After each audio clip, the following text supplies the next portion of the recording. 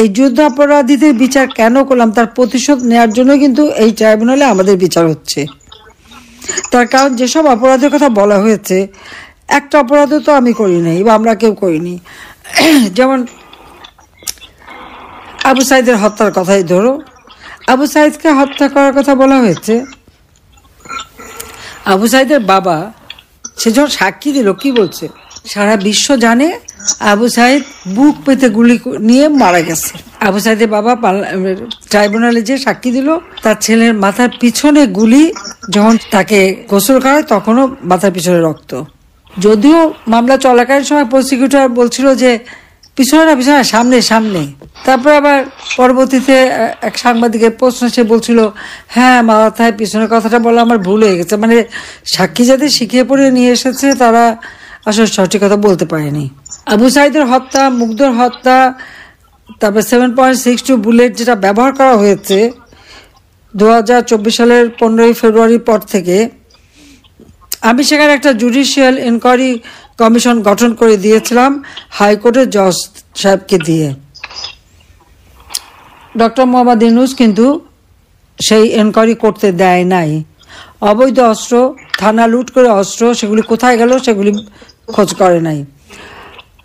দেখা যাচ্ছে এখানে যত মানে একটা মনে হচ্ছে একটা রাজনৈতিক প্রতিহিংসা চরিতার্থ করার জন্য মুক্তিযোদ্ধা পরিবার এবং জনগণের ভোটে নির্বাচিত জনপ্রতিনিধি, সর্বোপরি আওয়ামী লীগের নেতৃবৃন্দ এবং আমার বিরুদ্ধে মামলা, এবং সেই মামলায় সেখানে কোনো আর্গুমেন্ট কিছুই লাগবে না।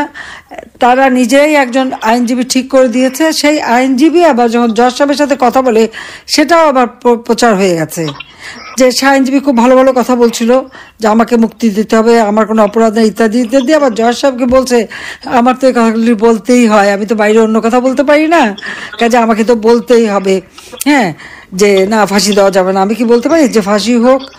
একবার আপনারা চিন্তা করে দেখেন তো কি বিচারটা হচ্ছে বাংলাদেশে, কোন বিচারটা হচ্ছে?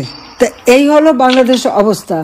সেখানে আইনজীবীদের ঢুকতেও দেওয়া হচ্ছে না, যেটা এখান পান্না বলছেন উনি যাবেন, যায়নি। আর আমার বিরুদ্ধে যে মামলা, আমি তো কোনো নোটিশ কিছুই পাইনি। আর আমার তো ঘর বাড়ি কিছুই নাই, ঠিকানাই নাই এখন, এই অবস্থা। তো সেগুলো আমরা কেউ কিচ্ছু জানিও না, কিন্তু বিচার হয়ে গেছে, বিচারের রায়ও দিয়ে দেবে। তো এই যে ক্যাঙ্গারু কোর্টের থেকেও জঘন্য একটা কোর্টের যে বিচার, এটা তো কোনো ন্যায় বিচার পাওয়া না, এটা তো একেবারে রাজনৈতিক প্রতিহিংসা চরিতার্থ করা হচ্ছে বলেই আমাদের ধারণা। কাজে এই ট্রাইব্যুনাল যে গঠন বিধি মেনে চলা হয় নাই, কাজে এখানে যে সব কিছু দেখা যাচ্ছে সেই আবার যেন 71 সালে পাকিস্তানি হানাদার বাহিনীর যে যারা গণহত্যা করছে তার যে বিচার হলো, তারই প্রতিশোধ নেওয়ার জন্যই এটা করা হয়েছে। কাজে আজকে আমরা দীর্ঘদিন আমাদের হাজার হাজার লক্ষ লক্ষ নেতাকর্মী ঘর বাড়ি হারা, তাদের উপরে নির্যাতন চরমভাবে শিকার। তো আমরা আজকে যে আন্দোলনের ডাক দিয়েছিলাম লকডাউন, এই লকডাউনে আমি বলবো যে আমাদের আওয়ামী লীগ এবং সহযোগী সংগঠনের নেতৃবৃন্দ, সাধারণ শ্রেণী পেশার মানুষ, প্রবাসীরা, দেশে বিদেশে সকল বন্ধুরা এবং বিভিন্ন শ্রেণী পেশার জনগোষ্ঠী প্রত্যেকে যে অকুণ্ঠ সমর্থন দিয়েছেন, এবং এই যে প্রতিকূল অবস্থা, সেই মানে ইউনূসের যে জঙ্গি বাহিনী, কারণ ইউনূস ক্ষমতা এসে সমস্ত জঙ্গিদের ছেড়ে দিয়েছে, মুক্ত করে দিয়েছে, হত্যাকারীদের ছেড়ে দিয়েছে। এই তারা যে অস্ত্র শস্ত্র নিয়ে তারপরে বিভিন্নভাবে কুপিয়ে মানুষ মারা, লাঠি দিয়ে পিটিয়ে মারা, গুলি করে মারা, এইগুলি করেছে।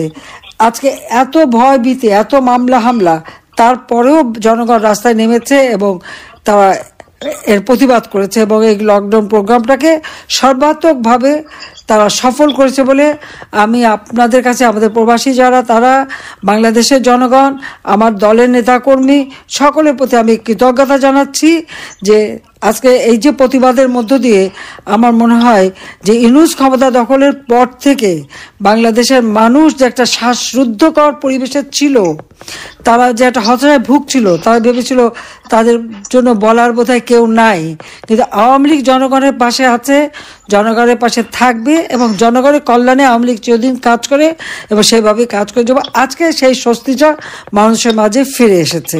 তবে আমাদের এই সংগ্রাম গণতন্ত্র পুনরুদ্ধারের সংগ্রাম, জনগণের ভোটের অধিকার আদায়ের সংগ্রাম, দেশের মানুষের নিরাপত্তা শান্তি নিশ্চিত করবার সংগ্রাম এবং যত আমাদের রাজবন্দী তাদের মুক্তি, মিথ্যা মামলা প্রত্যাহার এবং মানুষের জীবন মান উন্নত করা, আর্থসামাজিক উন্নয়নের লক্ষ্যে আওয়ামী লীগের সংগ্রাম অব্যাহত থাকবে।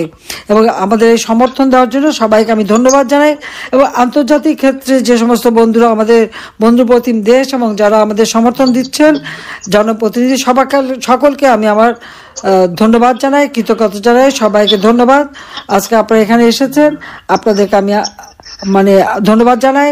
এবং আমরা ন্যায় বিচার চাই, এটা সত্যিকার কোর্টে বিচার হোক, সেটা প্রমাণ দিক তারা যে হ্যাঁ আমি অপরাধী। কোনো প্রমাণ তারা দিতে পারেনি, শুধু মিথ্যা কথা বলে। এবং এই যে কোর্টে দাঁড়িয়ে মিথ্যা বলা, এটাও কিন্তু একটা অপরাধ। চিফ প্রসিকিউটর কিন্তু সেই অপরাধ করেছে। আজকে যে জজ, দুইজন জামাত ইসলামী, একজন বিএনপি, তারা দলীয়। এখানে তো বিচার হতে পারে না, ন্যায় বিচার হতে পারে না।